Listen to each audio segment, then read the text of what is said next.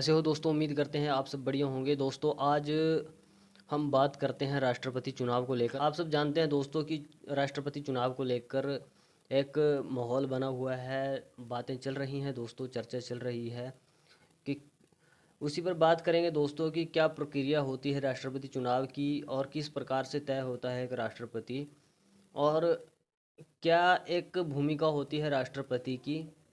तो उसी पर बातचीत करेंगे दोस्तों। सबसे पहले आपको बता दें दोस्तों कि भारतीय संविधान के अनुसार राष्ट्रपति जो होता है वो भारत का सबसे पहला नागरिक होता है, यानी सर्वोच्च नागरिक होता है। वो बात अलग है कि आजकल पार्टियां किस प्रकार से अपने फ़ायदे के लिए अपने अपने राष्ट्रपति चुनती हैं, वो एक अलग विषय है। लेकिन जो संवैधानिक विषय है, जो एक लोकतांत्रिक प्रणाली का हिस्सा है, उसमें जो राष्ट्रपति होता है वो उस देश का सर्वोच्च नागरिक होता है। उसके बाद दूसरे नंबर पर जो आते हैं वो उपराष्ट्रपति होते हैं। और इसके साथ साथ अलग अलग हिस्सों में नंबरिंग के हिसाब से नेता आते हैं दोस्तों कि उनका क्या नंबर है, वो किस नंबर पर आते हैं। कहने की बात यह है दोस्तों कि कुल मिलाकर एक आम नागरिक देश का 27वां नागरिक होता है। तो उसी के बारे में बात करेंगे कि कब भारत में अब 2022 में राष्ट्रपति का इलेक्शन है, कब मतगणना होगी, कब कब वोटिंग होगी और कब उसकी जो एक परिणाम आएगा सामने लोगों के।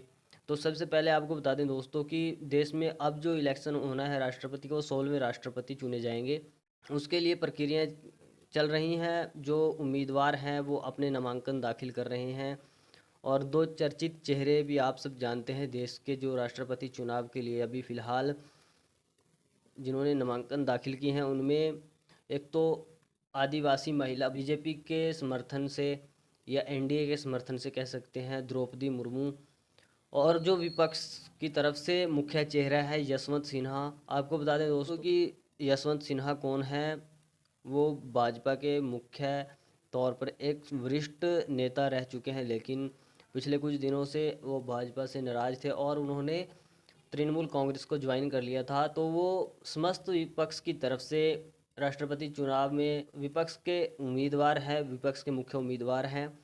तो अब बात करते हैं दोस्तों कि 18 जुलाई को राष्ट्रपति चुनाव के लिए मतदान होगा और 21 जुलाई को उसका परिणाम यानी मतगणना हो जाएगी।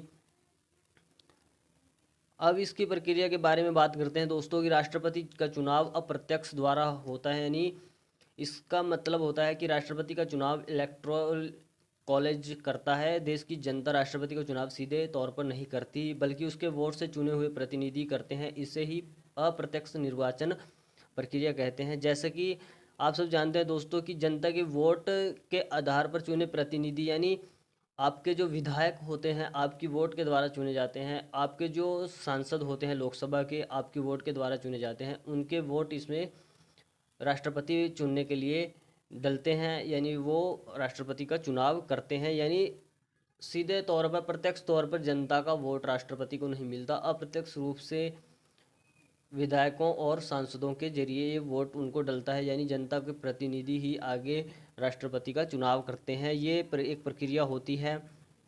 बहुत से लोग इसको जानते हैं, बहुत से लोगों को नहीं पता, इसलिए उनके जहन में ये बात लाना ज़रूरी है कि क्या प्रक्रिया होती है। अब बात करते हैं दोस्तों कि राष्ट्रपति चुनाव भारत के राष्ट्रपति की पद की दौड़ में हिस्सा लेने वाले उनके लिए क्या क्राइटेरिया होता है, क्या एक स्लैब होता है कि वो भारत का राष्ट्रपति बनने की दौड़ में हिस्सा लेने के लिए उम्मीदवार को अपना नामांकन दाखिल करना पड़ता है। जैसे आम चुनाव में एक जो उम्मीदवार होता है उसका नामांकन दाखिल होता है, इसी प्रकार से राष्ट्रपति चुनाव के लिए भी सेम तरीका है। जो चुनाव लड़ने वाला व्यक्ति है उसके लिए ये 15,000 रुपये से अधिक जमा कराने पड़ते हैं। जैसे एक जिसको एक सीधे तौर पर कह सकते हैं कि जमानत जिसे बोला जाता है आम भाषा में, और 50 प्रस्तावकों और 50 समर्थकों की एक हस्ताक्षर की सूची जमा करानी होती है, यानी जहां पर वो नामांकन दाखिल करता है। प्रस्तावक और समर्थक राष्ट्रपति चुनाव 2022 में मतदान करने के योग्य निर्वाचकों में से कोई भी हो सकता है। यानी जो प्रस्तावक और समर्थक होते हैं वो ऐसे होने चाहिए कि खुद भी राष्ट्रपति चुनाव के लिए मतदान कर सकते हों या योग्य हों उसके। यहाँ ये जानना जरूरी है कि राष्ट्रपति चुनाव में वोट देने योग्य व्यक्ति केवल एक ही उम्मीदवार के नाम का प्रस्ताव या समर्थन कर सकता है। चुनाव आयोग द्वारा 1952, 1957, 1962, 1967 और 1969 में भारत के तीसरे राष्ट्रपति जाकिर हुसैन की कार्यालय में ही मृत्यु के बाद एक प्रारंभिक चुनाव के बाद 1974 में मतदाताओं को प्रस्तावित करने और एक व्यक्ति की उम्मीदवारी का प्रस्ताव देने का यह नियम अपनाया गया था। राष्ट्रपति चुनाव में सभी निर्वाचित विधायक अपने अपने राज्य और केंद्र शासित प्रदेशों में, तो वहीं सभी निर्वाचित सांसद राज्यसभा और लोकसभा में वोट करते हैं। वोट डालने के लिए निर्वाचित सांसदों और निर्वाचित विधायकों को मतपत्र दिए जाते हैं। सांसदों को हरे रंग के और विधायकों को गुलाबी रंग का मतपत्र दिया जाता है। उन्हें विशेष पेन भी दिया जाता है जिसका उपयोग वे अपना वोट रिकॉर्ड करने के लिए करते हैं। यानी उनको मतपत्र दिए जाते हैं, सांसदों को हरे रंग के और जो विधायक होते हैं उनको गुलाबी रंग के, और एक विशेष पेन भी दिया जाता है जिससे वो उस पर नोट करते हैं कि मैं किसको पसंद करता हूँ राष्ट्रपति चुनाव के लिए, यानी मेरा वोट किसको है। प्रत्येक मतपत्र में उन सभी उम्मीदवारों के नाम होते हैं जो मतपत्र विधायकों और कुछ सांसदों को दिए जाते हैं। उनमें वो एक लिस्ट सामने होती है उनके, जिसमें जितने भी उम्मीदवार, यानी अगर 50 उम्मीदवार राष्ट्रपति का चुनाव लड़ रहे हैं तो उन 50 के नाम उस मतपत्र में होते हैं। और वो जो मतदाता होता है उसमें से उनको वो चुनना है जिसे वो वोट डालना चाहता है, उस पर चिन्हित करना है, उसको उस पर टिक करना है कि मैं फला बंदे को वोट कर रहा हूँ। और मेरा जो मेरी उसमें उसके पास ऑप्शन होते हैं दोस्तों, वो केवल एक व्यक्ति को ही नहीं चुन सकता। अगर वो चाहे कि मेरी फर्स्ट वरीयता इसको दूंगा और सेकंड इसको दूंगा और थर्ड मैं इसको चाहता हूँ, यानी फर्स्ट में यशवंत सिन्हा को चुनता है और सेकंड में द्रौपदी मुर्मू को चुनता है और थर्ड में किसी अन्य उम्मीदवार को चुनता है, तो ये उसके पास इस बात की आज़ादी है कि वो इस तरह से चुन सकता है। और जो अपना मतपत्र होता है उसमें उसी हिसाब से नंबरिंग कर दे कि मेरा फर्स्ट ये है, सेकंड ये है और थर्ड ये है। इस प्रकार से वो वोट कर सकता है और वो केवल एक को भी चुन सकता है, ये भी कोई ज़रूरी नहीं कि 3 को या 4 को वोट करे।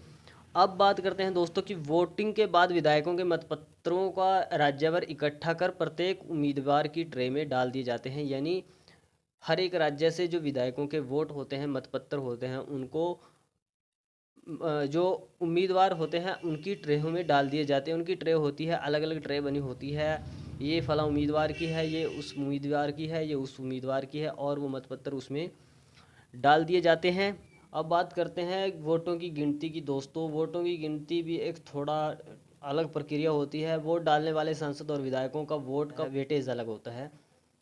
वोट का वेटेज अलग अलग होता है। 2 राज्यों के विधायकों के वोटों का वेटेज अलग अलग होता है। यानी अगर हरियाणा के विधायकों ने वोट डाला है उसका वेटेज अलग है, अगर पंजाब के विधायकों ने वोट डाला है उसका वेटेज अलग होता है। विधायक के मामले में जिस राज्य का विधायक हो उसकी आबादी देखी जाती है, यानी आबादी के हिसाब से वेटेज रखा जाता है। और फिर जिस विधायक ने वोट डाला है उसकी विधानसभा की वोटों की संख्या भी उसमें काउंट की जाती है वेटेज निकालने के लिए। प्रदेश की जनसंख्या को चुने हुए विधायकों की संख्या से बांटा जाता है, उसे फिर 1000 से भाग दिया जाता है। अब जो आंकड़ा आता है वही उस राज्य का वोट का वेटेज होता है। जैसे उदाहरण के लिए उत्तर प्रदेश में 402 विधानसभा सीटें हैं। यहाँ की जनसंख्या लगभग 1971 की जनगणना के अनुसार 8,38,49,905 है। इस हिसाब से यहाँ एक विधायक के मतपत्र का मूल्य 208 है। किसी भी सांसद राज्यसभा या लोकसभा के मतपत्र का मूल्य 708 है। अब बात करते हैं कि कैसे तय किया जाता है विजेता। राष्ट्रपति चुनाव का विजेता वह व्यक्ति नहीं होता जिसे सबसे अधिक मत प्राप्त हों, बल्कि वह व्यक्ति होता है जिसे एक निश्चित कोटे से अधिक मत प्राप्त होते हैं। प्रत्येक उम्मीदवार के लिए डाले गए वोटों को जोड़कर योग को 2 से विभाजित किया जाता है और भागफल में 1 जोड़कर कोटा तय किया जाता है। यानी प्रत्येक उम्मीदवार के लिए डाले गए वोटों को जोड़कर उनको इकट्ठा करके 2 से भाग किया जाता है और भागफल में 1 जोड़कर फिर कोटा तय किया जाता है। जो उम्मीदवार तय कोटे से अधिक वोट प्राप्त करता है वह विजेता होता है। यदि किसी को कोटे से अधिक वोट नहीं मिलते तो सबसे कम वोट वाले उम्मीदवार को रेस से हटा दिया जाता है। हटाए गए उम्मीदवारों के मतपत्र उन मतपत्रों से दूसरी वरीयता पसंद के आधार पर शेष उम्मीदवारों के बीच वितरित कर दिए जाते हैं। प्रत्येक उम्मीदवार के लिए कुल मतों की गिनती की प्रक्रिया फिर दोहराई जाती है ताकि यह देखा जा सके कि कोई तय कोटे से ऊपर मत पा सके। यानी ये प्रक्रिया लगातार चलती है और जैसे जैसे जो सबसे कम वाला है वो निकलता जाता है, और लास्ट में जो सबसे ज़्यादा मत प्राप्त होगा कोटे के हिसाब से उसको राष्ट्रपति घोषित कर दिया जाता है। इसमें दोस्तों जो उम्मीदवार के लिए योग्यताएं हैं आवश्यक, अनुच्छेद 58 के तहत एक उम्मीदवार को राष्ट्रपति का चुनाव लड़ने के लिए भारत का नागरिक होना जरूरी है। 35 वर्ष की आयु पूरी करी होनी चाहिए, यानी वो कम से कम 35 प्लस होना चाहिए।